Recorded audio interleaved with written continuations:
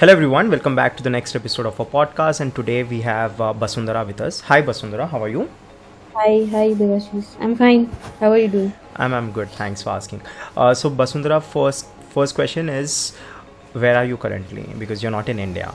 So where are you? I'm currently in Germany, in a town called Heidelberg, Mm-hmm. where I am on a research visit for like 3 months Mm-hmm. till Mm-hmm. Mm-hmm. November. I just arrived like a week ago. Right. So, if I can put it in a nutshell, you are a astrophysicist and cosmologist, as well as you review movies. Right, I've seen Yeah. your page, and you do amazing reviews. The kind of words that you use, I'm in awe of every word you use. To be honest, even the you use Thank at places, I'm at awe. So, and I'm being very honest, genuinely honest, because I was also a poet come writer. I used to write, but there's some years that I've stopped now. But I really want to understand, Basundhara, that you have a very unique combination of being an astrophysicist and also deeply immersed in the study of cosmos. There are lots of different topics that you talk about, or in astrophysics, to be honest, there are lots of topics which has black energy, dark energy. You talk about black holes. So there's this relativity, there's thermodynamics, there's quantum theories, there's this relativity. So there are lots of topics that you talk about in astrophysics, you learn about in astrophysics. But again, you're also a movie reviewer, where you are innately proportionate, and you're also understanding the very normal humanly things, and you connect with the characters. So I want to understand, how is someone that is so much that is acknowledging the vastness of this universe, who knows everything, and also knows that human beings are nothing but a tiny speck of you can call it dust, human beings, or the earth, if you can, in terms of universe, we are just very small. So I really want to understand, how do you relate to human beings? Of course you are one, but how do you relate to these characters when you actually know that we are very small in terms of what we are, our being? Um, I think it's a matter of perspective to begin with. So, obviously, naively, everyone knows that the universe is huge and it's Right. expanding, and Right. we are Right. very insignificant. But so studying all these things academically has kind of given me a more scientific picture, if I might say, which has obviously it's kind of normal to say that when you see the big picture, you feel humble and all this Right. thing. That's Right. fine. Right. But if you study it in a pedagogical, like more scientifically, then you know what it actually means. And then Correct. it's one thing to kind of see this romantically or philosophically, and another thing to actually do it for a living, or it's my work. So I don't really see it from that angle, that looking at the stars and feeling wondrous. It happens Right. sometimes, Right. Right. but my job is to deal with equations and codes, Correct. and Correct. so Correct. So uh, how do you that, keep that balance then? there's nothing really to balance. It's about I look at it as any other job that any other person does. So uh, it's not like something that I would draw a parallel between, thinking about the universe and what characters I'm watching in movies. They are distinct things for me, but also I don't think that anybody who is doing that and doing this as well is someone who is a subject of surprise or anything. So it's pretty normal to me, because No, I'm, I I'm have sure. been. I'm sure it is pretty normal to you. Yeah, But for me, it was very. The combination itself is very daunting. To be very I know, honest. I understand why. Yeah. Because I understand why, because there's kind of a notion that you are doing science, especially something as difficult as physics, you don't have time for other things. But it also depends a lot on what you grew up with. So I grew up a lot with movies, and uh, I've invested a large part of my life thinking about movies and characters, and how movies get written and made. So it comes naturally to me. So I don't really have to make a lot of effort to think what is going on there.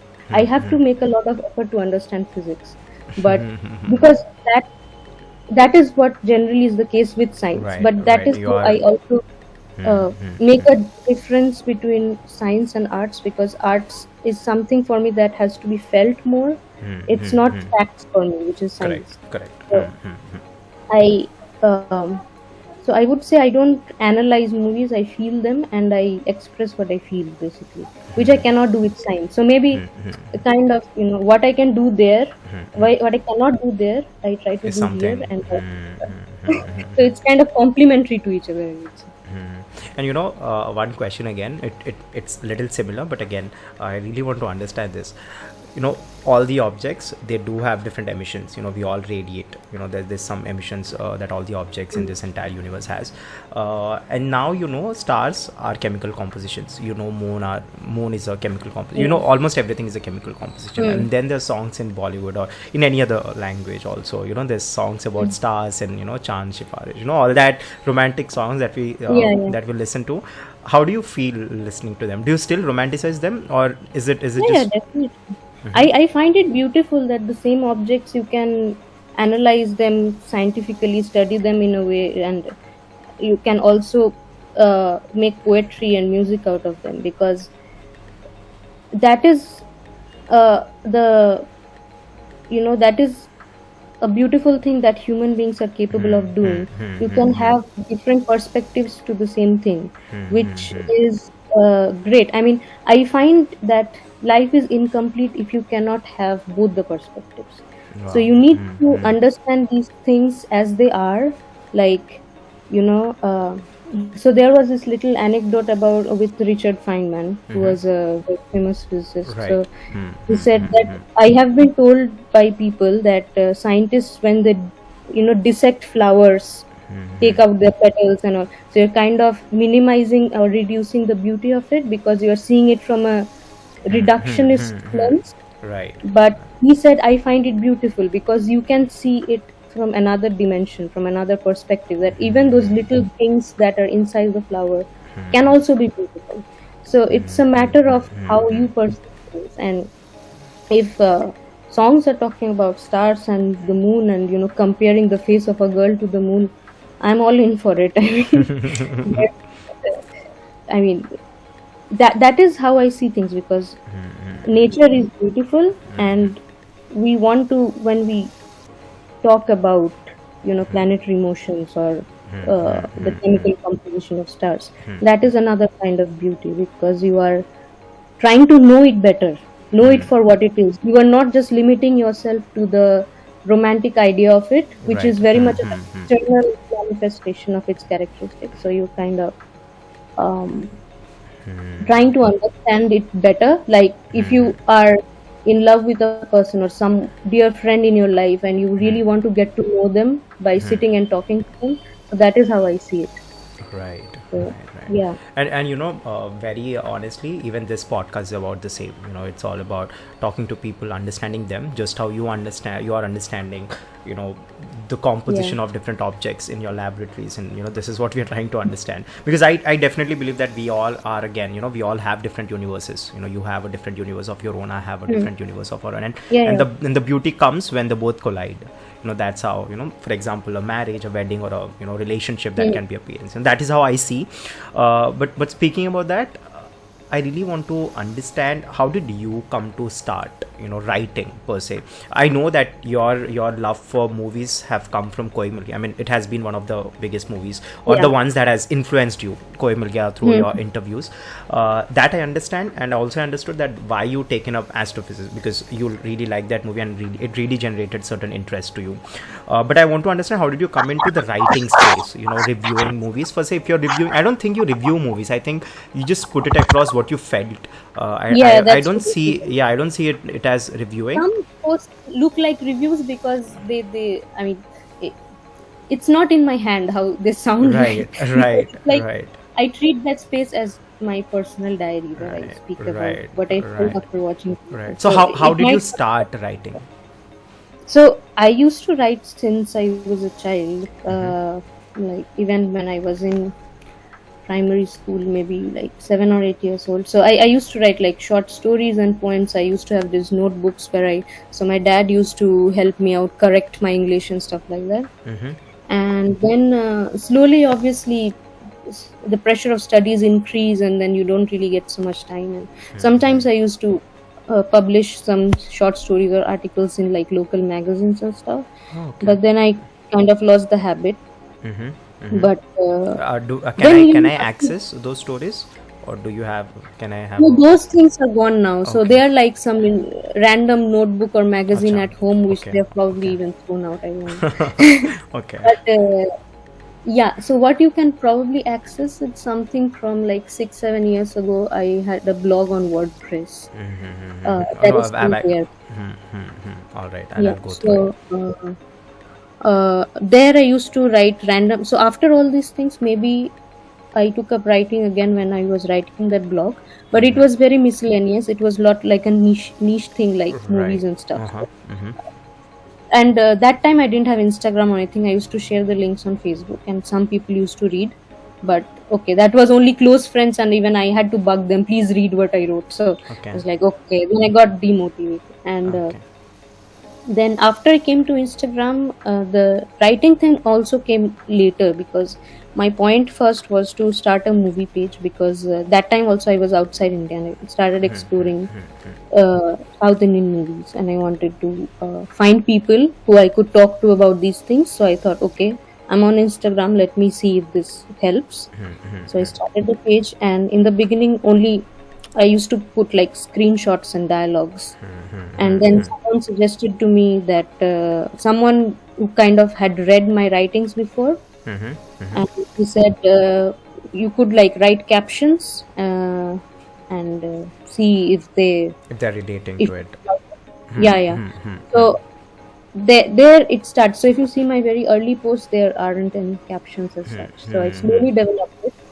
Like it took me a year or so to actually get into the writing space with long captions, and that it took a while. So I kind of uh, found my love for writing, which I had lost many many years ago, and then you know merged it with cinema, and that's how it all happened. Well. Thanks for letting me know. Yeah, Yeah. 1 second, you're stuck. is it? Yeah, you're a little stuck. Yeah, now you're fine. Yeah, now you're fine. Oh, Yeah. So yeah. So what I'm trying to say is, yeah. So now we have spoke about your career a little bit. Of course, not completely, and little bit about your writing. But now, since our podcast is about life, we'll take you back to a age where you were more younger than when you were watching Koi Mil Gaya. So I'd take you to that very little girl. So tell me, how was your childhood, Basundhara? How was Basundhara when she was very like 4 5 years old? How was she? I don't have memories of those things much, but yeah. So I am a single child, and Okay. so when I was 4 5, I was in kindergarten, I guess, Okay. Of and course. Of I course. used to be a crybaby as far as I remember. Many children are, but I was an exceptionally crybaby Okay. person, because I You're used to from like, Bengal, right? You're from West yeah, Bengal. You're okay.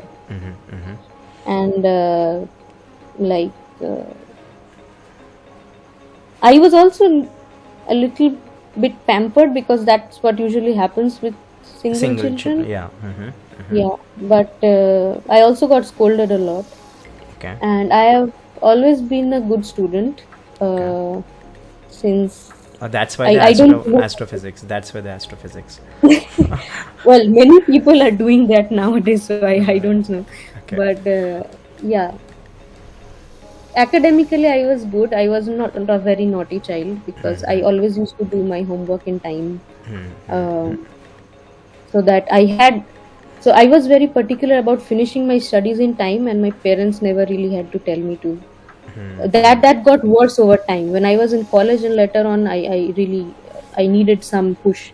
But at school I was better, and I used to finish everything in time, and so that I So actually had time for my hobbies, which was drawing and singing and watching movies, cartoon. so Yeah. you do you think you ever had a happy childhood? Yeah, more or less. I mean, there are ups and downs in everyone's life, but it was pretty regular. Like nothing exceptional, but it was okay. Had my share of good days, bad days, fights with friends, fights with parents, as with everybody. Yeah, Who named you Basundhara, by the way? Just little curious. I think my dad. Yeah, my dad did. Any Mm, particular reason? I think they had a couple of options. I don't know what else, but so his name also starts with B. Okay, So okay. he wanted to name me something with B, I guess, and I think he thought it was a bit rare and also scientific because it means Earth. He's also a scientist, so And I think I'm that, actually a little curious about names. Everyone names, I really, I'm very curious about names. yeah, that's a And nice thing to be curious yeah, about. and I really want to understand, what do you think of naming kids? How do you look at it?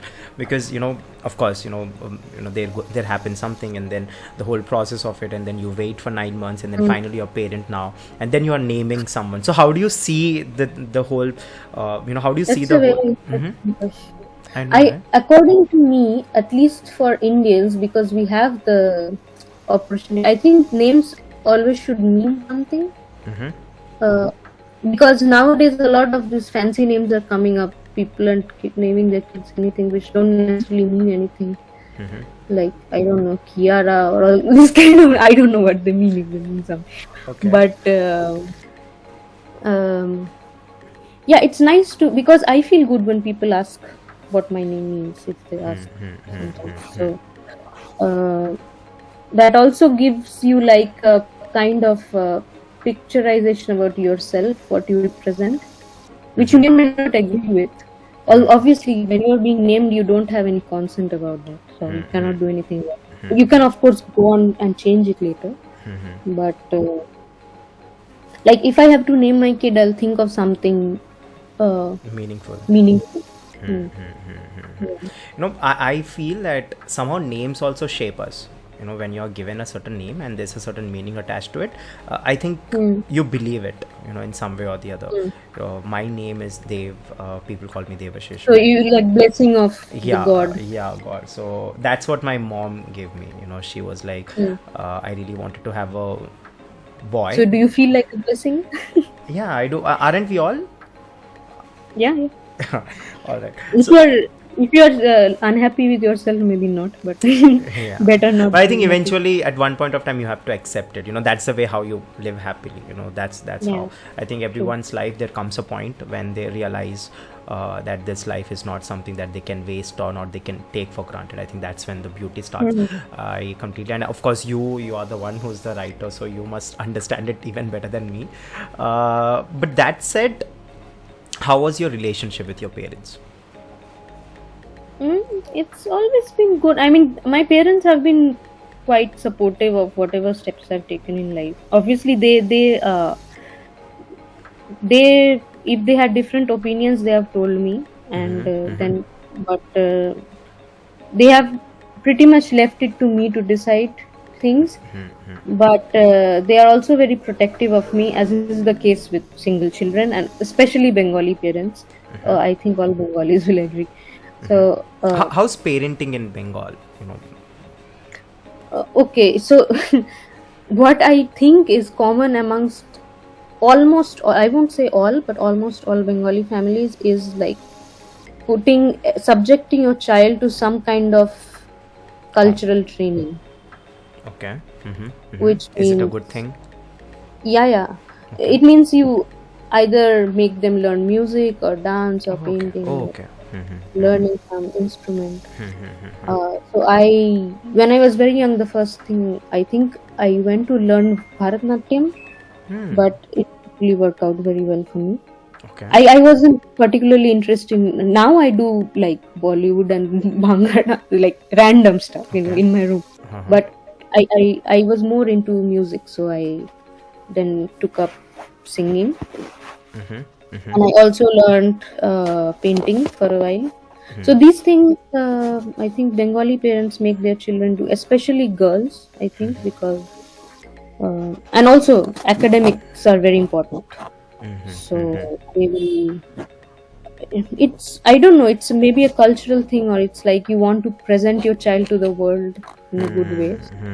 But we are kind of proud of our cultural and literary heritage, Rabindranath Tagore and Satyajit Ray and all these things. So we Yeah, kind of right. try to keep that flowing through generations. But do That, you think it also hinders your exposure to some extent? Because see, I have also had Bengali friends, and I've seen them. They're very much rooted to their culture, and I've hmm, found that sometimes they're blinded to other cultures because of this. So I that want to. happens, yeah. It happens.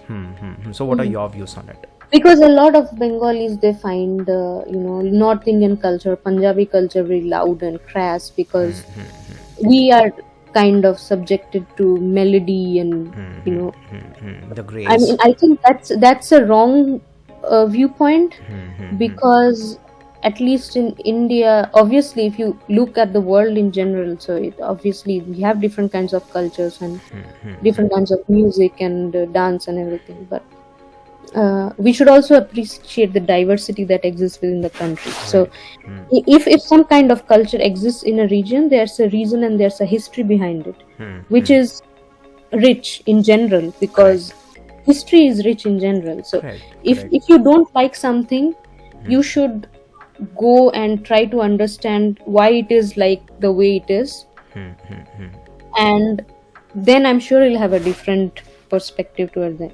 So the problem with Bengalis is, of course, there's kind of a pride, of course, but also that pride kind of becomes arrogance at times, and you're like, okay, we have a Nobel laureate and we have an Oscar winner and blah blah blah. But that has also, to some extent, hindered the Correct. not just at an individual level, but of the culture as a whole in general. Like Correct. right Correct. now, Very I closed. don't see I don't see Bengali movies doing as well as they were few decades ago. So you kind of hold on to that heritage and you refuse to move forward. So there's kind of stagnancy there itself. But that's why I think, no matter uh, what your upbringing is, or what your um, culture teaches you, you have an individual choice of exposing yourself to, because of obviously also in the digital age and in the age of internet, you can do that if you want to, and you can expand your horizons. So Correct. there's no reason to be cooped up in a box if you can avoid it. So I have moved out of that long ago, so I don't have this sense Right. of being a proud Bengali or whatever. I'm not a proud anything. I am a human being, and I am happy exploring whatever comes my way. Right. And have you ever discussed this with people in your community, and how was the reaction? Did it in time happen Not that? explicitly, no, but because I have been out of West Bengal since 2011. So since then, I have interacted with people all over the country, and then when I moved abroad for my PhD, people all over the world. So it has given me also the chance of respecting different cultures and broadening my horizons, and understanding that people are a certain way because of certain reasons. It doesn't happen out of the blue.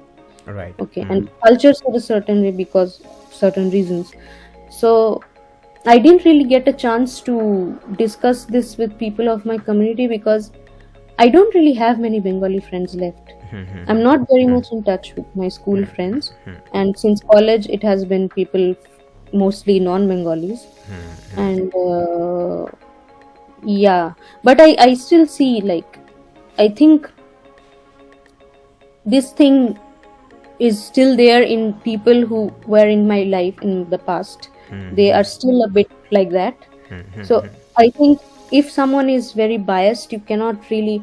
I don't really want to put my efforts into changing people's minds.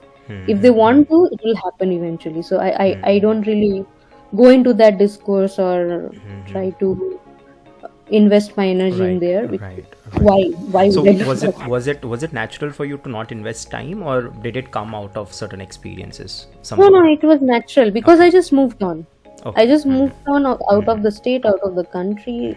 So, I mean, my objective is to look forward and invest in my own personal development rather than helping others have different, because that is their choice and everyone is an adult. If they want to do it, they will do it in their own way, so it's not my job to do that. So, Right, right, right. yeah.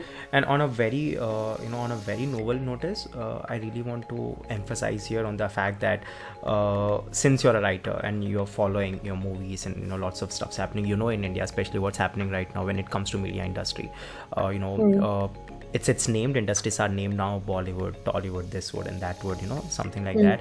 And there's this unnecessary hate as well for one to another. I think last year Bollywood was completely tarnished in terms of the name, in terms of lots of aspects, and I really found it very unnecessary, to be honest. And I really Hashtag believe, boycott Bollywood everywhere. yeah, hashtag boycott Yeah. Bollywood and all. And I really believe, I don't know if people would agree with me or not, but I really think that Bollywood has changed the landscape of India in many ways that they can even realize even today. And I really believe that all of our lives we are new, that you're expressing your ideas. And me, if I'm doing a podcast, I think this has also been shaped through Bollywood, through the movies, which has empowered us to share our opinions. And I believe Bollywood has played very significant role in my life particularly. If you talk about the discrimination that goes on, Bollywood has always had a spine to talk about discrimination. It has always had a spine to talk about different problems that we are facing as individuals or as citizens of India. It has taught us about love. Love is genderless, and love is not just limited to communities. And it has always shown, right from the Amitabh Bachchan era to Shah Rukh Khan's era, and it's still Shah Rukh Khan's era now, which is quite amazing. But yes, lots of movies has taught, and I believe we are really indebted to Bollywood. But what is your say when you see this unnecessary hate? Do you feel like, what, this is wrong? Because you're someone who naturally doesn't want to engage in educating people when they do not believe in something, but at the same time you're also a writer. So does it contradict you at certain point of time that no, this is wrong and I need to educate people? Does it happen to you? I don't think I can educate people because it's a huge space out there, and okay, you can probably talk to a few close people, or okay, maybe I make a post about. I do make a lot of posts about social and there issues. is also comments I've seen, Yeah. backlash. Yeah. So I try to be respectful of the comments, and if I am wrong, I admit it. Like there was recently I posted about this Buddhist wedding in Made in Heaven, Okay. so there were some backlashes from the community because I didn't get some facts right. Okay. So I reposted, I deleted the old post and reposted with an apology. So I'm totally happy doing that because if I'm wrong, there's no problem. But then educating people is not my job. It is a job in the physics sector, not here. But I it's a platform for free speech. I'm trying to exercise that, and if some people gain something from that, I'm more than happy. If not, okay, move on to the next thing. So obviously it really makes me sad because I am a big Bollywood fan. I'm a big fan of Indian cinema in general, not just Bollywood. So whatever you said, changing the Indian landscape, I think films from all over the country have done that. Problem is that there is a Bollywood versus other things. Why do you discourse. think it is Bollywood versus other? Why is always Bollywood on the lens of comparison? Because it's like it has ruled the Indian cinema industry for decades. So it's kind of the majority of the people watching Hindi cinema more than other languages. And it's only recently because of OTT and whatever, or like pan-Indian cinema, people have started watching other languages, and they have discovered that okay, there are so many good movies made in other languages also, which is absolutely true. But a lot of people have this tendency to bring down one to uplift another. So that is what is going on. It's like, Bollywood is not as good, you should watch other things. I say watch this as well as that. Right. Whatever, irrespective of language, because language is not the factor here. It's the storytelling, it's the message you want to convey. It's like how well made the film is. It could be in any language. I have watched movies in obscure Northeast Indian languages, which the language itself I was not aware of, but subtitles are available. I have watched. I have loved. But I wouldn't say that okay, that means Bollywood is shit. That's not true. because I go with the vibes I get from the movie. It has nothing to do with the language or the industry. So I think this versus that has come from the fact that a lot of people are trying to promote other language movies, but they think in order to do that, it's necessary to bring down Bollywood. And also with this all nepotism debate and Yeah. everything, so those things have made it worse. But yeah, I don't see any nepotism exists everywhere. So if, if it's a good actor, he will survive. He or she will survive. If it's not. So, Right. yeah. And I believe actually this is also stemming from extra love to their particular language, or being patronizing one's own language. I think Mhm. that is what's happening now. Yeah, because for a lot of people, it's finally they are saying, okay, our language is being appreciated. So, like you really get that boost and you want to push it further. So, one way to do it is to bring down something else. I understand the sentiment, obviously, but I don't think that's the right way, essentially. Right. I'll be honest here. What I have known about it is, when you talk about Bollywood, which is very famous, of course, outside India, in other countries, if you talk about Mm. India, the very first thing that they'll tell you is Yeah. Bollywood. That's on their tip of the tongue. And I'll tell you one thing, Basundhara, that Bollywood has also struggled. To come there to that tip of tongue, that Yeah, everyone definitely. knows. Bollywood has definitely At an struggled. international level, yeah. Yeah, on an international level, they have struggled a lot, and I believe that it has been very organic and very natural for them to slowly pace up, build up, and now they're at a point where international places are recognizing them or recognize them. That's one thing, and I also see that Bollywood has done it very organically and in a way without actually hurting any other sentiments or other language sentiments. Mm. But right now, the other industries, the people, I'm not talking about the industry, because industry definitely wants good for themselves, but the people, they want the same to happen, that recognition, but in a way that's downgrading Bollywood. And I think that is where Indian cinema is losing. That's my Mm. take on Mm. it, because Yeah, it shouldn't be a civil war, right? We right, are all in this right. together. So also, when you say Bollywood, like the thing is, many people outside do not know that there are different Indian film industries. For example, if RRR has won an Oscar, it, many it was people called would see it as a Bollywood movie because it's a song and dance and action. So they equalize Indian cinema to as Bollywood, Bollywood, like that's right. the terminology. So Correct, you cannot blame them. It's correct. like not everyone is super invested and interested to go and look up, so The regional that's parts. fine. And also they are not aware of all these even indie films that come out of India. So for them, Indian cinema is song and dance and hyperactivity. Right. So, uh, but again, a lot of people say in the south they are also not happy that RRR is going to prison, because this is not the kind of cinema they want at the international platforms. Right, So right. they want something more realistic, grounded, so different people have different preferences and you cannot make everyone happy. For now, for me personally, I am happy that a film from India has been seen by the greatest of filmmakers in the world and has won an international award. But still it's not about pleasing the West. It's about presenting yourself, being true to yourself, being Indian. And if people are liking what they sing, then good for you, Right. So it can happen from any place. It can happen from Hindi cinema, South Indian cinema, Marathi cinema, Assamese cinema, anywhere. So we have to kind of understand that we are one country and we represent ourselves on the screen. Right. Basundhara, were you introverted or extroverted when you were a kid? I would say more introverted. Even right now I am, in the sense that I am not really like always going out or partying. But I open up when I'm comfortable with the people around me.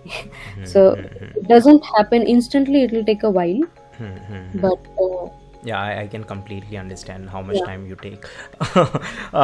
But that said, Basundhara, I've seen your Instagram, and your account is private. The one that your personal account is Hmm. private, and Hmm. your movie work, Gangs of Sinipur, that's again public.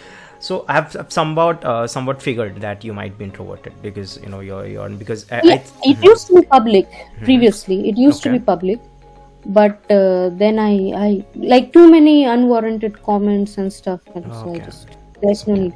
Also, I post much. I used to have like 500 posts. Now I've archived everything. It's down to 19 posts. Right. So Right. I just decided to remove everything.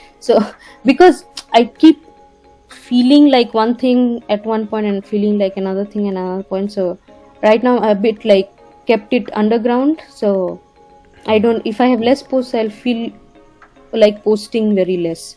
So I don't want to post there much. Okay. So I've kept it like that. So yeah. I Right. think both my accounts are different personalities, kind of.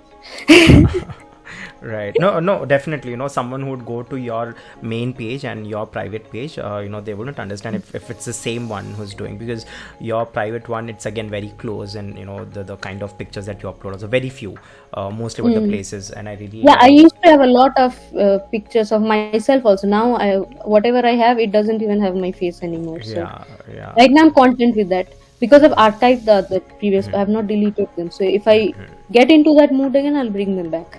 So I don't trust myself with these things. Right. So have you ever gotten this urge of taking this shift from being an introverted person to an extroverted person in any point of your time? Let's say in college, because college is a place where people come from different places, and sometimes your school Basundhara wouldn't be a good fit for a college Mm. Basundhara. So Mm. did that happen to you, the transition, or did you ever try to be extroverted? Mm. Yeah, first of all, I come from a small town. So when I moved to Delhi for my bachelor's, Mm-hmm. I, it was a big place for me. And DU, of course, it's like supposed to be fancy, and but I took my time, and I still didn't go out much or whatever. Like I had a close group of friends, and we went out to restaurants or something sometimes. Also, I had lost 2 academic years that time Mm-hmm. because I restarted college. Oh, okay. So Okay. yeah, What do you so mean? What do you I mean was restarted? Did you so do? after my Okay. school. Mm-hmm. Yeah, after school I had I had enrolled in a college in my hometown, and Okay. it didn't work well because the environment was not very good. So like I did very badly in my exams. So at the end of the second year, I was like, leave it. I'm going to a better place, and I'll start all over. So Okay. I was already doing my BSc. At the end of the second year, I left it and started from scratch. So instead of 3 years, I did my BSc in 5 years essentially. Wow. Okay. Okay. So that was a very difficult decision to make, but Yeah. Yeah. I'm Yeah. grateful that it turned out favorably for But me. how was your mindset then, when you were actually doing it? Because see, first of all, you have your friends, they're also doing something or the other, and now you'd be Mm. going back 2 years down, and you'll have to start again, where your friends are already 2 years ahead of you. So how was your mindset? Yeah, it was difficult, but I realized that if I stay with the results I have right now, it won't get me in a good place in the future. So I had to take that risk. That's why when I went to start over in DU, I was very careful with my studies. So I made sure that I scored well in exams. So first, like first 2 semesters was like no enjoyment, nothing, only studies. And then I think one day I bunked class to go and watch some movie, and I felt horrible about it. Okay. But yeah, so I wasn't really very keen on being extrovert. So I have always tried to be comfortable in my skin in whatever is my, you know, whatever wherever I am on the introvert extrovert spectrum. So I have never tried to force me myself to do certain things, to be in the cool gang or to be. I think in the long run it turns out to be harmful if you force yourself to To be be someone that something. you're not. Yeah, because if you are feeling lonely in your space, I'm sure there are people like you, and you will find your gang. So that should be the mindset, I think. And how was Delhi for you from, the small town from from Bengal to Delhi? Yeah. Delhi was adventurous. So in the first 2 years of college, I was living with relatives, so I Okay. didn't get to be very adventurous. In Okay. the third year, I moved to a PG near college, so that was that time okay. Adventure for me was like, you know, having an ice cream at midnight or something. Okay. Nothing more than that. Okay. So Okay. I was never the kind of person who went to clubs or bars or that. I started after moving abroad for PhD when I was mature enough to handle these things. Okay. So my upbringing was always like always think what is safe for you and protect yourself from any kind of troublesome Mishappenings. situation. Yeah, so I avoided going to parties or drinking and all these things as long as I could. Not consciously, I just never felt I understood. doing it. It was more about the restrictions that you had from your childhood, and Sometimes it we got like beer or something in the PG and drank like beer in the PG in trust trustable spaces, within friends. So yeah, I have been very careful about these things.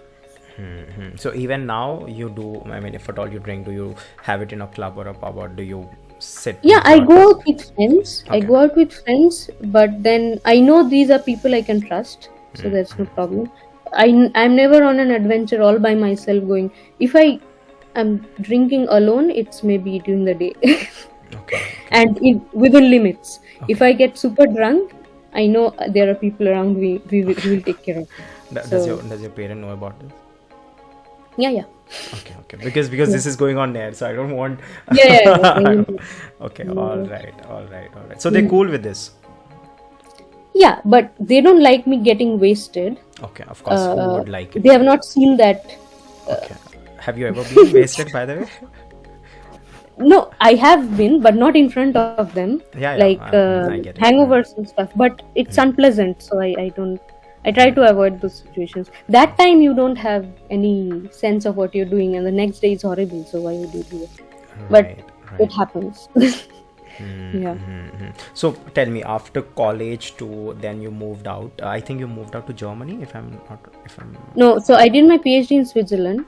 Okay. Uh, so from 2016, So and how was after that decision taken, from college to that you'd move on, and how did you break it up with your from not family? from college, so I did my masters in IIT Bhubaneswar, You- and okay. Oh, okay. yeah, I'm from Odisha, Bhubaneswar. yeah, I figured Yeah, that. yeah. And so yeah, I was 2 years in Bhubaneswar, Mm-hmm. and then How so was Odisha? I loved Bhubaneswar because it's a it's a big city, but it's not like super big like Bangalore or Mumbai It's or not Delhi. fast, Where it's not like you're rushing every yeah, time. it's chill. That's It's the laid back yeah, and chill. It's not yeah, super crowded, not yeah. like huge traffic. It's clean. It still has wide streets, so it was a good place to be in. I think weather is I also think for the nice. longest of times, Odisha and Bengal had this fight of who invented Rasgulla. Do you remember this? Rasgulla.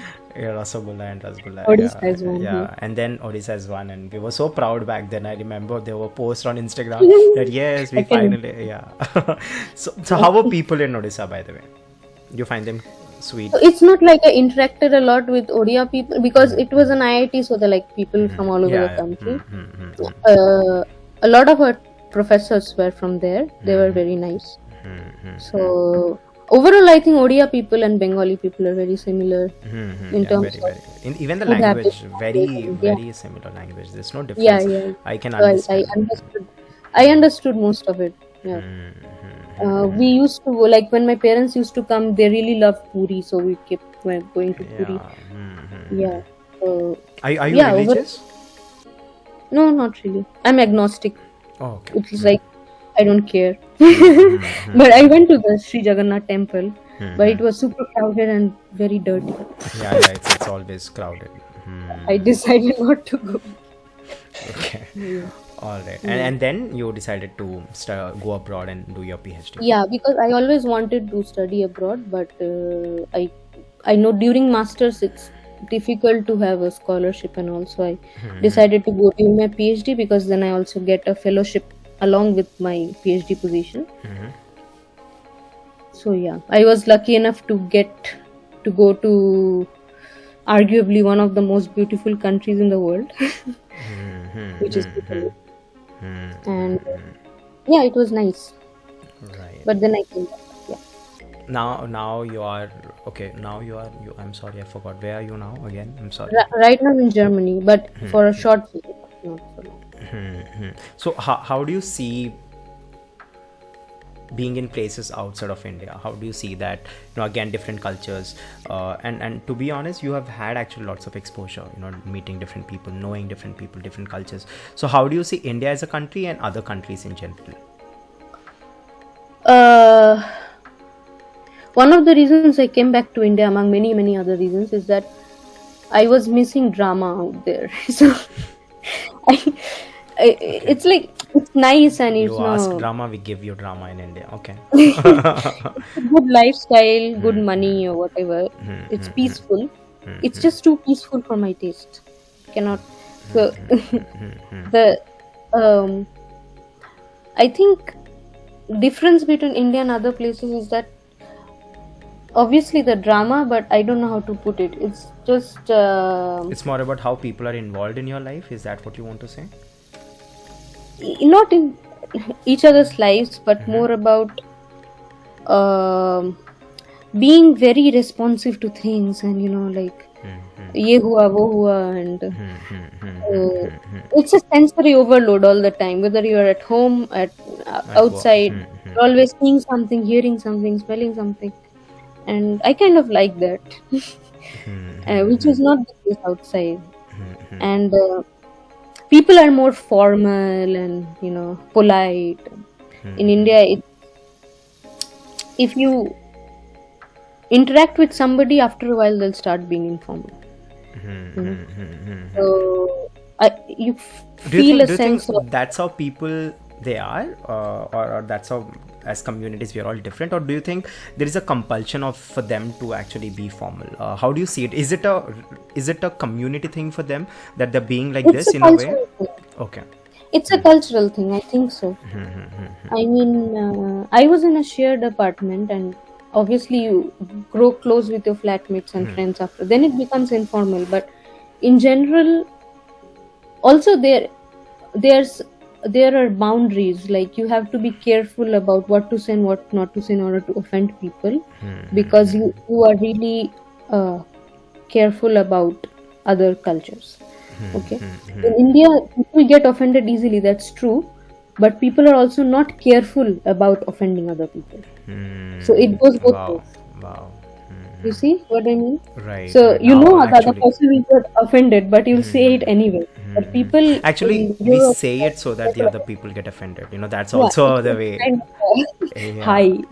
Right. But I think people in Europe are careful about these things more. Also, more in an international setting where you are trying to be mindful of other cultures because you don't want to offend them. So, yeah. Wow, that's really Yeah, fresh. That's really fresh. I think I can take this away from this episode. There's always something new that I'm learning from people, and this is really nice that I've got to learn. Even this I part. realized after I said it, I have not given it a thought, but I it's know. true. It's like, it is hurting the person in front of you, but you'll say it anyway, like just for the fun of it. See, that's what That you is have. very rooted in India, I think. Right. That's what I'm Yeah. telling you. You should talk And it intelligent. happens since childhood. It happens like, making fun of friends, or, Body shaming. That's one thing again. Body yeah, shaming. one of the main Sometimes, things. and people And commenting very on your color. casually. Yeah, very casually. I Very think. casually, even in your peers or your relatives who are older than you, the first thing this is very, I want to pinpoint, which I've never observed outside. It's very like Indian culture or South Asian culture, whatever. It's like, instead of saying hi or hello, the first thing you say when you meet someone, oh, you have gained weight or you lost weight. That is how it is. You think it's normal, but if you say the same thing in a different culture in the West, they will think that's not normal. So the same thing in different places, it means different things. essentially. Do you think we can finally get to a space where we can stop this, or at least reduce it, because it's happening even now? And actually, I had a Mm, podcast recorded last day, yesterday, and mm, I spoke to Shilpa Iyer, who is dusky and beautiful in her own way. But then her childhood was determined in a way that she was little discouraged as well at yeah. times. That's a problem. And she has Mm. explicitly spoke about it very wonderfully, and I really hope people listen to that episode. But before that, I also want to understand from your perspective, how do you see this thing can be stopped in a way, or at least reduced in a way, or have a very nice I environment. think our generation now, or the generations coming after, they are, uh, mindful about these things. So the only way to stop these things, or at least reduce, is to stop them from propagating. At this point, you cannot really change the mindset of your uncles or aunts or grandparents or whatever. They have a certain mindset, you have to live with that. But we can help reducing it further. Um, yeah, but a lot of these things we have accepted as part of our culture, so we don't really want to do anything about it. But we don't realize that deep down, these things, these are called microaggressions. Right, So they, right. little Very by subtle. little, they Right. harm people. Yeah, these Hmm. are like paper cuts. You have a Correct. paper cut at the same Correct. place every day, you will get badly injured. Right, right. So yeah, so that is, if people realize that, only then we can make a difference. One thing that I really want to point out is, you have mentioned about the generations. The coming generations might be mindful of it. We'd see how mindful they are. But at the same time, with every generation, I feel there's a new problem that comes out. Yeah, Right. definitely, I it's mean, our bound to generation, happen. our generation had certain problems, and then now the new generation, that people are being very optimistic. I know that there are going to be problems that we are not ready to take as a community, because most of the things that your parents know has been taught to them through their ancestors, the Hmm. generations what your parents have been taught. But now the current generation, let's say you get married and you become a parent someday, there would be things that you would be doing for the first time. There are Hmm. terminologies, there are different True. aspects, there are different opinions that you would be taking care of for the first time. And I believe the parents that we are going to become now in this present generation, as parents, it would be a great responsibility for us to actually have a roundtable conference, sit together and understand what is right and what is wrong, because now the Yeah. generation is completely different. So how True. do you see that change? Because I'm really terrified of it as well, because there would be things that we are not ready to handle as parents. Yeah, of course, because a lot of it has to do with how fast technology is advancing, and then, like how our parents fumble with using mobile phones and all. So then our next generation will have access to something even more advanced that we won't understand so easily. And then keeping them protected from, Right, the boundaries, what should uh, be the boundaries, what should yeah, not be. exactly, because every child has access to every information right now. You don't want to, you know subject them to things they should not be seeing at this age. So all these things are there, but then nobody can be a perfect parent, and we need to understand we can only keep trying and being careful, because uh, if we are also putting so much pressure on ourselves to be perfect, that itself is harmful. So it's kind of a learn as you go process, whether it's in your own individual life or it's about raising another human being, uh, where you obviously need to be extra careful. But I think you should not be too harsh on yourself if you're making some small mistakes. And it is important to reach out to people who are going through the same thing, or people who have had experiences, and take their suggestions. Because parenthood, especially, I think it's very, very tricky to do completely on your own. Obviously, there are single parents doing a great job, but I'm sure they have their fair share of challenges Right, right. which do not see on the outside. But it's important to have people supporting you and guiding you through the process. Uh, with that, I want to see if at all you have interacted with someone in their teen as of now. Have you interacted with them? Did you speak to, or are you curious on Teenagers nowadays, yeah, teenagers now, 16, uh, 17? Yeah. not not a front, but I talk to a lot of people in my DMs in Instagram, and I don't know their age obviously, but even somebody say in the 19 or 20, I think uh, at least the internet generation now, they're quite aware of social issues and what is right, what is wrong, more than we were, because they can educate themselves beyond textbooks and beyond what their family or their school teaches them, because they have the internet. Again, the power is in your hands. Correct. There's the challenges also. Yeah, and you decide which direction you want to go. It's the same as the thing I said in the beginning about exploring different cultures and coming out of the shell that your is the most superior. So I think it's a very individualistic approach to the whole thing. No, I definitely tell you, please make sure you're talking. I mean, just talk to 2 or 3 teenagers. You'd see how different things are. Because I'm not that old, by the way. You're not also. I'm just saying. But yes, but that said, yeah, you should definitely give it a try. I've spoke to some teenagers, and the conversation has been extremely different than what I would have with people of my age. So try that. I'm sure you'd have lots of fun talking to them.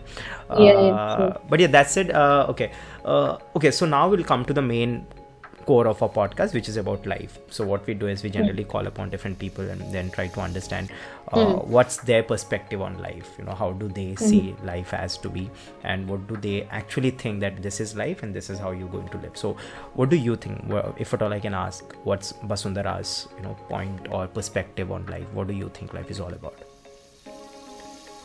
Mm, I think life is a journey, and you don't. So, I'm not a very ambitious person, and I respect people who have ambitions, but I think that ambitions make me stressed. I don't want to take a lot of stress in life. So my funda is go with the flow and find happiness along the way, and do things you like, learn new things, discover yourself is the most important thing, because no matter how much you try to understand others, it will always be more difficult than understanding yourself. So Wow. Okay. yeah, so I think focus on that, and if you have a more or less good grasp on yourself, you can deal with other people better. It makes things easier, because if you're always struggling with yourself, then even your social life or your professional life or people in your family, you won't be able to deal with them as well as you would want to. So looking inwards is more important for you. Wow. Okay, so the next question is again something very interesting. This is what I look forward to ask to my guests. So, have you ever been in love? Yeah. You have been. Okay. I am in a long-term relationship for like 9 years now. Even now, today? Yeah. Wow. Oh, great. Finally, I found someone who's up for long distance. So tell me how that happened. How did you meet the person? And So actually, it was in Bhubaneswar. So see, we were doing our is masters is together. he Odisha? No, he's not a Odisha person. No. No. He's from UP. So we were studying together for a It's masters. very hard to find a Odisha love. I've been trying a lot, but I've never found a love story from Odisha. I don't know what's happening. You Odisha should people. go on one of these, or maybe now they have matrimonial sites for every state. So Right. yeah. So you tell me your it's stories. a good site. I know, right? Yeah. So yeah, we met during our masters, and then we were like in the same place for 2 years. Then since 2016, when I moved abroad for my PhD, since then it has been like long distance. Even after I moved back to India, because in India I'm in Bangalore right now, and he is in Mumbai. So it's going on like that. And maybe next year or sometime we'll get married. hopefully. So how did you finally know that, or at least know that he's the person? What has happened, and what are your personality traits that you look for in a man as well, so that I know or people know? And how did you see that traits in that person? So it happened gradually, because we were not like one person approaching the other, and proposals and all those things. We became good friends, and then we grew close, and we kind of it, uh, it was a smooth transition from friendship to Love. relationship. Okay. So yeah, दोस्ती प्यार होता uh, है. yeah. Then slowly, I really don't understand, Basundhara, how does this happen, this slow transition, and without anyone proposing each other? Because because if you are very good friends and you see, okay, you are spending a lot of time with each other, so much so that you don't really have time for other people, or if you are not feeling like looking for someone else and going on dates with other people, and you are only with this person, you think, okay, good. so no one asked That each is other how. out, like no one asked, really? No, not really. It was kind of implied that, okay, now we are in a relationship. Okay. So Okay. I wish I yeah, could get into something like this where I'm not telling someone, and we are already there, implied one. you have to be good friends with the person first, because that time, so we were always hanging out together. We were going shopping together, going to movies together, and so at some point, it was like, okay, we are boyfriend and girlfriend. It's natural. Okay, all right, So that's how. all right, all Yeah. right. And when And did when did you break this up to your family? mm, I think the very same year or something, because my parents came to the campus in Diwali, and They figured out. I introduced him to them, and Oh, yeah, they're like, oh, okay, this is a special friend. We got the gist. Something like nice. yeah. Yeah. So tell me, what do you think love is all about, with your experience? Um, it's about very important aspect is respect. So without respect, love is not going to last. I have this saying I always tell this, that without love there are relationships, but without respect there are no relationships. No matter what, True. parents or what all relationship that you can call. Yeah.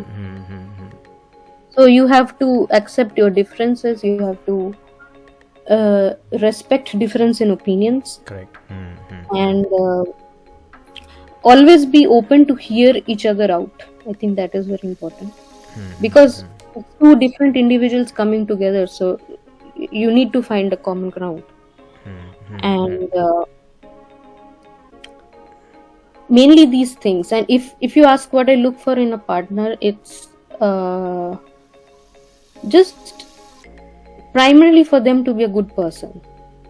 So I observe how they behave with other people. If they are, misbehaving with somebody, or bullying somebody, or how they treat people who are beneath them in some way. So that is very important. And obviously, between the two of you need to have an understanding, and the willingness to have difficult conversations and sort things out, not just push things away. And being there for each other in times of need, and even, like, understanding what the other person needs without explicitly speaking it out. With these things develop over time. So I don't really have a list of things, but so these are very foundational. Even I put it, over the years. Of course, I am not very much experienced in love, nor am I too much into that, but all I know is your love language has to match your partner's love language, because we all come with different languages. We all have our different handbooks. Again, it's not Hindi, Telugu, English that we are talking, but it's always us with some other language. I bring in totally a different language, you bring in a totally different language, and I have always kept this in mind, that no matter what, your partner needs to talk your language, or speak your language, or understand your language.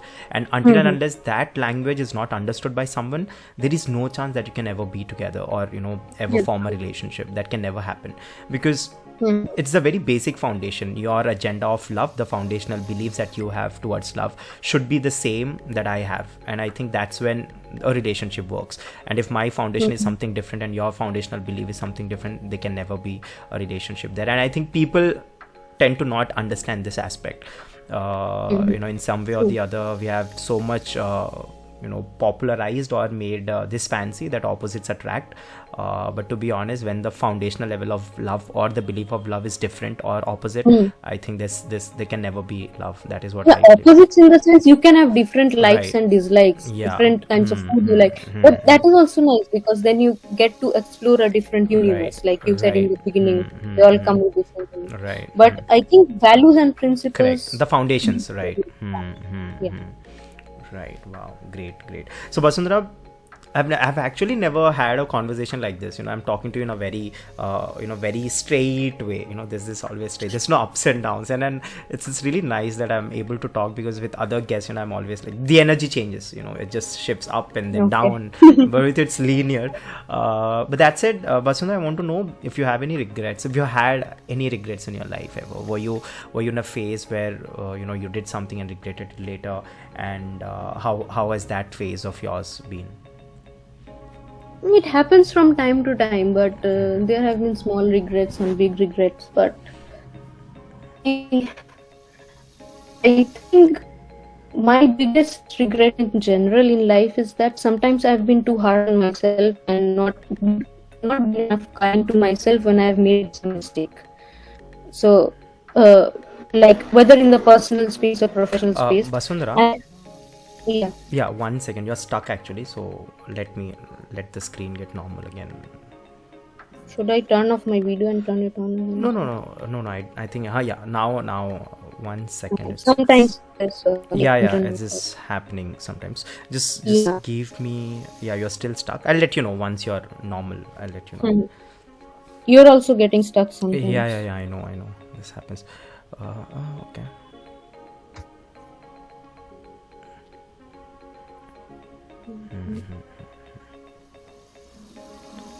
Yeah, I think now. Yeah, please. Yeah. So we were Hmm. talking about regret, so you can start from there. So, yeah. So, um, my regret with myself is basically I'm not able to forgive myself easily if I do something wrong. That takes a long time, and it's a very strenuous process to go through the, because I don't know. It's because I have convinced myself that I am someone who shouldn't be making mistakes, or I am supposed to be perfect all the time. Whatever the reason may be, it's if I do something wrong, it takes me a while to stand up on my feet again and give myself a pat on the back and say It's it's okay. okay. So I regret not being to myself, which I still am not most of the time. So that is something I would like to change in myself again, without being too lenient that okay, you are free to do whatever you want. That is also wrong. So I need to strike a balance between being harsh on myself and being kind to myself, essentially. It's just this nice that you always bring in different flavors to your answers, right? With every answer you bring in a different perspective altogether.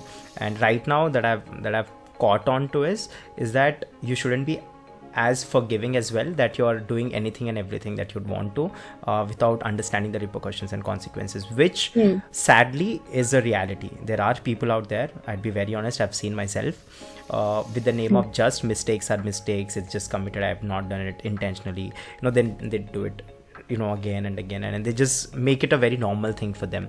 And I believe that's really wrong, and I've seen people, Hmm. to be honest. And how do you see that, people who are overly forgiving themselves and doing mistakes in the name of mistakes? That depends on the magnitude of the repercussions, I think, because if it's something that is destroying you or your loved ones, and it's something that you can see it in front of you and you're still doing it, that is wrong. But the reason, I think, nobody is inherently so bad, like you wouldn't do it because you are evil, right? You fail to understand the magnitude of the repercussion. That is the problem. And again, it could be a microaggression, it's building up slowly. So at this point, at this moment, you don't understand how harmful it is, but maybe 5 years down the line you realize if you keep doing the same thing. So the sooner you realize, I think the more you will be careful. So that is the thing. So I don't think uh, people who are very forgiving of themselves are necessarily doing something wrong per se. It's just they are not Aware uh, of the consequences. aware. Yeah, they are ignorant, I would say. That is a problem. We have to assess the po- problem there itself, which is very tricky, because sometimes it's a habit or it's an addiction or whatever. Think of, I don't know, some habit like smoking or whatever. You know it's harmful, but at that moment it's make me feel good at the moment, and that is it. Right. Well, that said, this is the last question that I want to ask you. So, what is Basundhara up to now? What's the future? What does future for Basundhara holds? How do you see yourself as? Um, right now, I want to get a permanent job. So because I am at Indian Institute of Science, Bangalore, where I have a five-year position in my second year. So I'm looking for jobs now to settle down somewhere. That is the plan right now. Hopefully by next year I'll have something. And for my Gangs of Singapore, I never have any plans. That's the best part of it. So that is one space where I can be completely free and I can be myself and Out of the world not take experience. any stress. Yeah, so it's my safe space where I go whenever I need an escape from whatever stressful life I have. So I never have any plans for the page, and I intend to keep it that way. If it's growing, I'm happy. If it's stuck, who cares? All right. Yeah. Well, that said, that's the end of our podcast, and it was great talking to you. And I just want to pitch in here. I don't know if it's the right platform, but am I getting invited to your wedding? Yeah. Okay. No, I don't know myself when it's going to happen, but no. yeah, I was just kidding. No, don't think about it. Yeah, don't think about it. So tell me, how was your experience talking to me? it was great, and your questions were great. I mean, I have been to many podcasts, but not many people ask these kind of questions that actually many of the things while saying I realize, even the one I told about offending people, difference between India See, and I other always countries. bring the best from people. I just do that. Yeah, so there are things that I said and I realized right afterwards, oh, that makes sense, and it made me feel good about myself. So thanks for that. I'm sure your audience, our audience, and your followers also listen to this, and they definitely be proud of you. And of course, your parents, I'm sure they're happy. And I really look forward for you to getting a good job. Do let us know, Thank and also let me know when you're getting married. At least not invited. At least I'll know that you are. So do let me know that. And it was great talking to you. And I Yeah, actually figured out the kind of conversation that we having before. I think 2 to 3 days ago, I knew that this is how I'd want to do this thing with you, because I really respect people who respect art. And you are someone who has tremendous respect to art, no matter the language, the creed, the religion, or the region. And I really do respect art, and I think that is why art is something that cannot be judged, because it is just it is boundaryless. It doesn't contain yeah. itself into. And I really look forward to some amazing movies, and also look forward to the reviews, so that I can add them in my list and watch once you're done reviewing it. Right. Yeah. Thank you. Right. So yeah, so that's it for the podcast. But before we leave, we are going to play a nice rapid fire game. Right? Okay. Yeah. So just to give you a nice coffee with Karan vibe. I don't know if yeah. Coffee with Devashish. Yeah. This is Google Meet with Devashish or Zoom Meet with Devashish. But yes, we'll play that. Are you ready? Yeah. Okay. Shoot. Okay. So what's your go-to Bollywood classic that you could watch on repeat? Koi mil gaya. I would call it a classic. Oh my god, I've just realized that I wanted to ask questions about your love towards Hrithik Roshan. Now, so tell me, this is the moment. So tell me why, of course I know why, but I want to understand your perspective.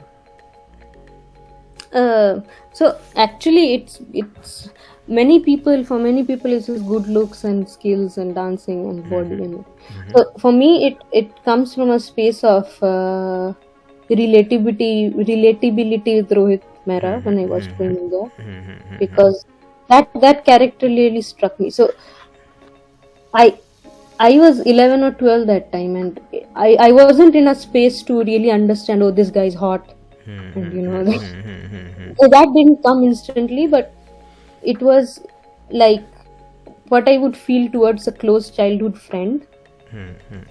So then I kind of grew up with the childhood friend, and then as I grew up, I realized, oh, this guy's hot.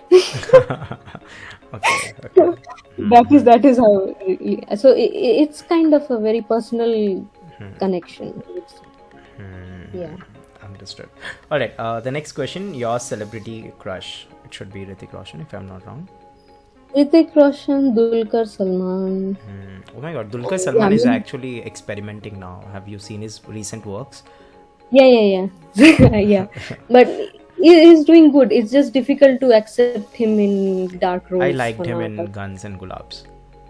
Guns and Gulabs, yeah, he was good. He was great. He was great at it. Yeah. All right. The next question: what's your favorite aspect of engaging with a vibrant online Indian cinema community? Favorite aspect? Yeah. It's besides the recommendations which are coming from everywhere. They could be stressful sometimes because people like watch this, but otherwise it's also exposing yourself to different opinions and perspectives about the same movie, and I find that very fascinating. That how it's like there's a saying, no two persons see one movie in the same way. Wow. It's like I would like to hear what you have to say. So I love getting into discussions about all these things. So basically that. All right. The next question: if you were to turn invisible for a day, what would you do? I would travel without tickets.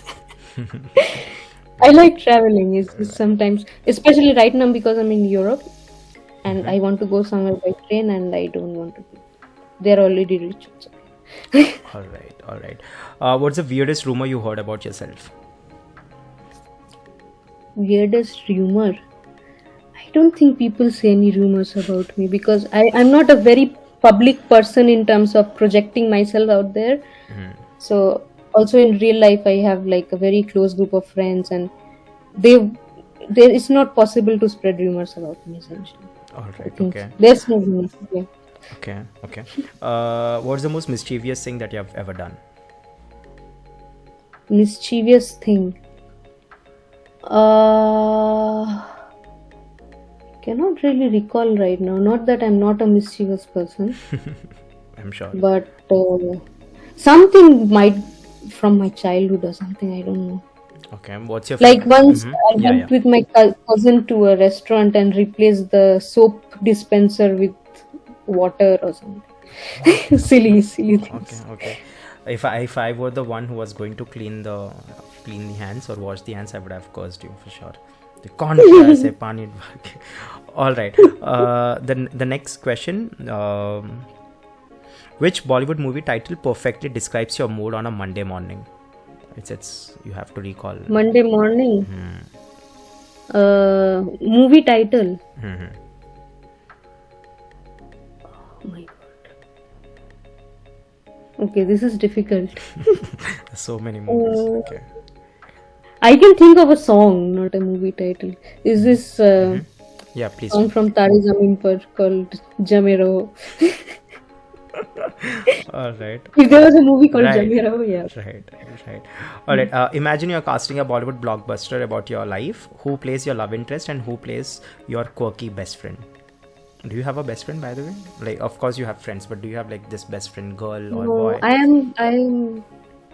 Okay, I'll reframe this question. If you were to cast Bollywood, if you're to direct a Bollywood movie, who would be your leading actor and the actress? Leading actress would be me. That is, like, who is playing me? Is it? No, it can be anyone. You're just directing a Bollywood film. You're directing and you I thought it's supposed to be autobiographical. Okay. No, I cannot say that because that would that depends on the story, the So scripting. imagine you're doing it. So Is it tell perfect? me the genre. Tell me who would you cast. Okay, maybe it's a rom-com. Okay, rom-com. Then who Is would that I your cast favorite? Is for a that your rom? favorite genre? Not really, but I think if I make something, I'll Okay. make a good rom-com. Okay. Okay. Um, if it's a rom-com, I would like to. Okay, I will cast Hrithik Roshan. Okay. Okay. Okay. But And I would like to see some actress with him that has not, that is like an unusual pairing. Someone like Konkana Sen Sharma, maybe. for the Like, longest of times, I really want to see. I still want to see. Maybe one day it would happen. Pankaj Tripathi and Konkana Sen. I really want to see that pair yeah, yeah, on screen. Oh that my would god, be it nice. would be fireworks. Uh, So they are like, she's doing a movie with Manoj Bajpayee, I think called Soup or something. They have also worked for the first time. It would be an interesting watch. Yeah. right, definitely. All right. The last question. The first thing that comes into your mind when I say the following names. Hmm. Right. First one, Okay. Salman Khan. First word that comes to mind. Yeah, first word that you come when you hear these names. Salman Khan. Okay, he has stopped trying. I would say, I don't know how to say in a word. Is like don't care attitude or something like that. So he has stopped caring about his fans. That's what I want to say.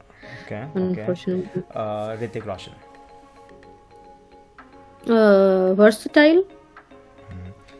Manoj Bajpayee. Manoj Bajpayee would be talented, I would say, in terms of like acting prowess. I think what he does, he's really invested in, and he does it really, really well. Whether it's something comic like The Family Man or something very serious like Aligarh, whatever. So he's dependable, I would say. He's someone you can depend Trust. on if you're casting him. Yeah. Vidya Balan. Vidya Balan is brave. The kind of role she has done and the image she carries of herself, like, It's completely know, different again. No, she detaches. yeah, Right. yeah. And like she is very comfortable in her skin. She doesn't care if people are asking her to lose weight or whatever. I really appreciate that.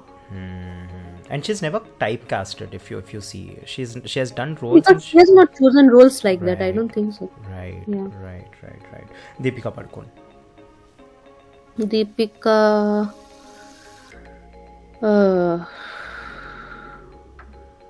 What to say? I would like to see her in more experimentation. I would like to see her experiment in movies. Like a little bit out of the commercial zone, maybe. And the last name, Shah Rukh Khan. King, always, because yeah, as he's usually called the last of the superstars, and I firmly believe in that.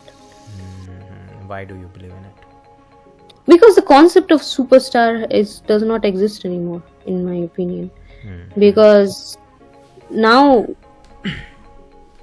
actors are approachable. They have kind of Broken the come barrier. down to, yeah, they have come down to the space of the audience, and you find them not being so larger than life. You find them being relatable. You find them, not just like boy next door type of things, but there's not that kind of awe anymore when you see an actor on screen. It's like, okay, he's a good actor, I enjoy his performance, but there used to be a time, you think of Amitabh Bachchan or Rajesh Khanna or Shah Rukh or Salman, and you're like, oh my god, this is a heavenly creature.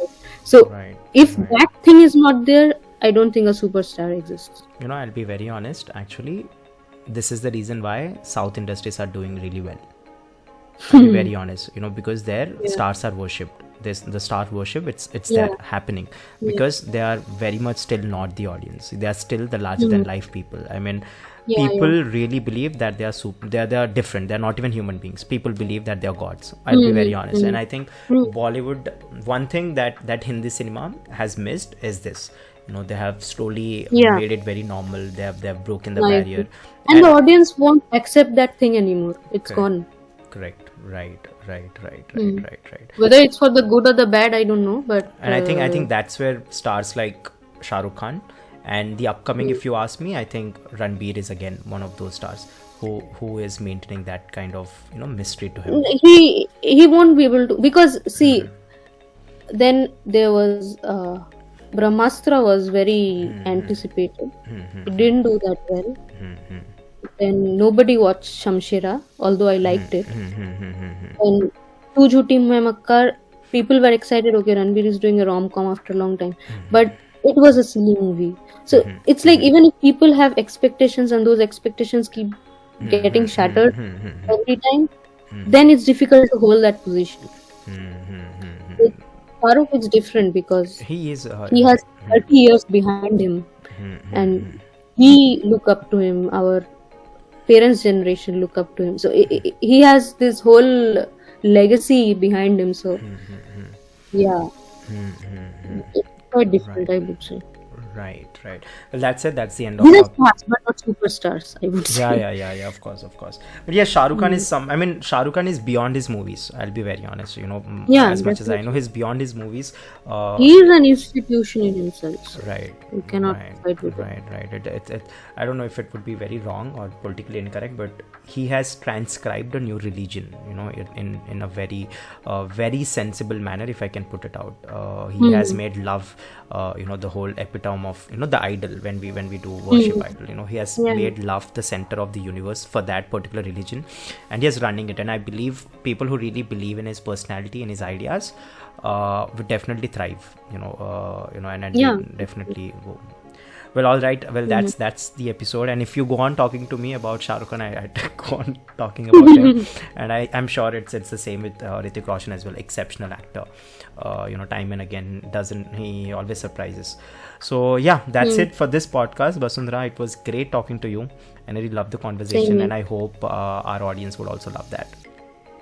Yeah, thank you so much. Yeah, thank you. Take care. Bye.